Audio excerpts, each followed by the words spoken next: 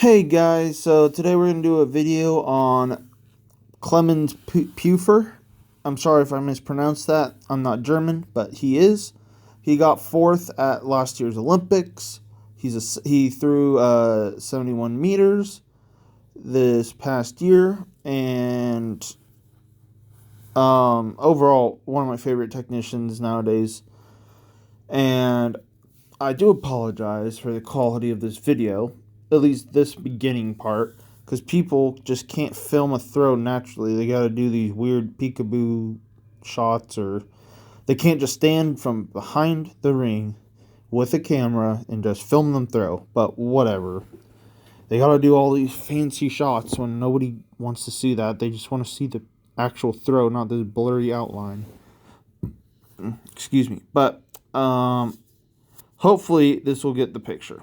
So this is just going to be a technical analysis, so I hope you guys can see it all right. But let's get into this. So he gets a good wind here, a little angled down, but not bad. I prefer a little flatter, not at your head, but more like here. But this is fine too. And then if we go just a few more frames, that's backwards. Sorry, I'm using this new software and I'm still getting used to it. But he does an excellent job. So he's slightly bent in the knees. Really good quarter squat. So he's nice and comfortable. A little wider than shoulder width. I know it doesn't show that, but he is, as you can tell from here. In just a super nice and relaxed, comfortable position out the back. Still in his quarter squat. Let's see, when does he pick up? That's the wrong way. Oops. Sorry, this new software is very finicky compared to my old one. But he's at 90 degrees before he picks up his right, so that's really good. So he gets that good stretch as he goes out the back. Really good there. And as you notice, he gets here. Really awesome there. I would like the upper body to be just a little bit over the knee a little bit more, but that's like a very nitpicky thing. Like, this is just fine. This is about like what like 90% of people do. So, and now he's flat here, so that's really good. Alright, so that's really good. Let's move on. Sorry, I'm trying to make this pretty quick because I like to ramble a lot. And I'm trying to get to the really interesting parts because I always say all the same stuff, but I think he actually does some very noticeable, interesting things that I try and point out in my videos. But he does them very noticeably, so it's a good thing to point them out here. Oops, that's the wrong way. And then from here, one of the things he does very well is this wide sweep. Just look at the distance between his knees. Very nice there. And if you notice, when he sweeps, he goes a little bit in, but he goes out. Oops, sorry. Out and around like that. Discus is behind him. And I'm going to actually skip ahead to the side view. Ignore these people. Again, I don't know why people just can't film a normal throw, but whatever. So, like, he gets here. Let me skip ahead to the middle. By the way, fantastic position. So I want you to notice, that's the wrong button. I want you to notice the shin angle right here. So he's super loaded over his knee. All right. Completely in single support, which I love. Discus is still far behind him. And in my opinion, he gets some of the best sprint in the game out the back. And I'll explain what that means in a sec. All right. So he gets here, the sweep. This is where we left off. All right, so this position I really like. I wish his left knee was a little more bent, just a little. I think he strains it just a little bit too much.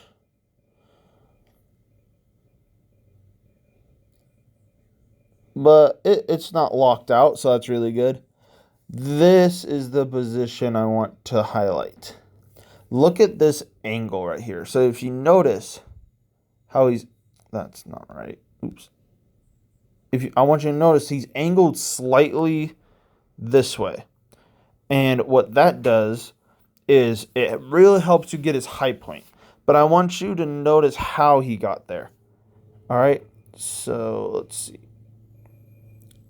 Let's back up. So his sweep is low. And you notice he's not kicking his foot up. All right, his hip dictates the throw, and that's the same in every throw. Your hips dictate what you will do in the throw. All right. So the left knee is bent. Now he pushes off right here.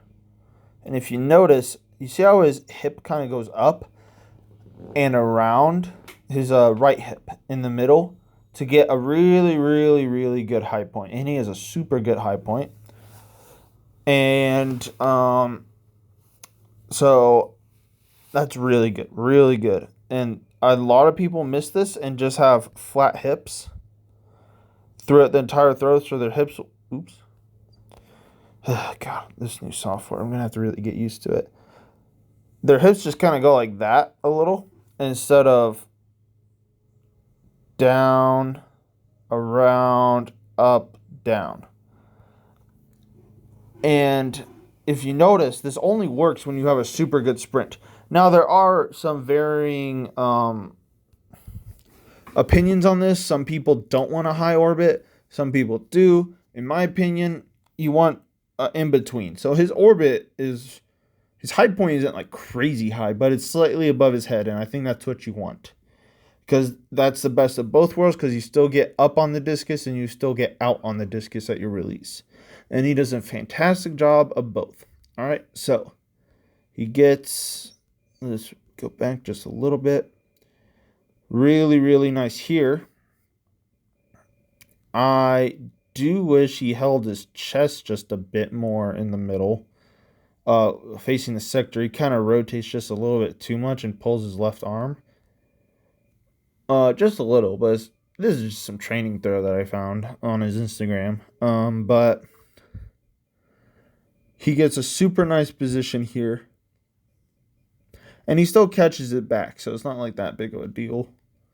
I'm not saying he didn't hold it, but, you know, it could have just been a little better. All right, but he gets here. If you notice, too, his right heel does not go down. Now, this is the part I was talking about where I think he could improve on just a little bit, and this is just my opinion. People have thrown super far like this, like the way he throws with his right side, but it's just, to me, not the most ideal thing in the world, but of course, everyone is different. So, you know, I'm sure someone of his caliber has tried to turn the right. Maybe he has an ankle or knee injury. But I want to highlight a crucial point. And remember when I said that the hips dictate the throw. This cannot be more true in his release. So if you notice here, his right foot does not turn really at all. It turns, but if you notice, God, the frames are so, if you notice, he really is here, but if you notice this weird angle, so normally I like to coach your knee in line with your toe on the back of the ring and the middle of the ring. And I always use the thing, I got this from Ashley Kovacs, and you never want to be in a position in the throw where you wouldn't land in from a depth jump. So if you guys don't know what a depth jump is, so say you're just like on a bench or like on a box or something, and you just jump down and land on both feet. And if you landed from a depth jump on this, at this angle with your knee like inside of your foot, you're probably going to break your knee. So this is what I mean by it's not the most ideal thing in the world. However, what he does super well is turn his hip into the throw. So he gets here, and he turns his hip super aggressively and has a hard block. And he does turn his right foot, but the more important thing is in the throw is turning the hips. The hips are the most important thing in the entire throw.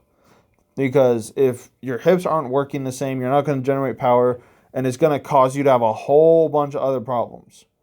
All right? So you need to be able to turn the hips. All right? So there are several people throughout history who have thrown super far, shot put and discus, with throwing like this. All right? So I'm just saying it's not the most ideal thing in the world. However, if you're an athletic specimen like Mr. Clemens is here, then, go knock yourself out. But, again, to me, it's not the most ideal thing in the entire world. All right, but he gets here and has a super nice block and throws super far. And I cut off the video, so I didn't show the release. But if you notice the angle that he attacks the discus, right there.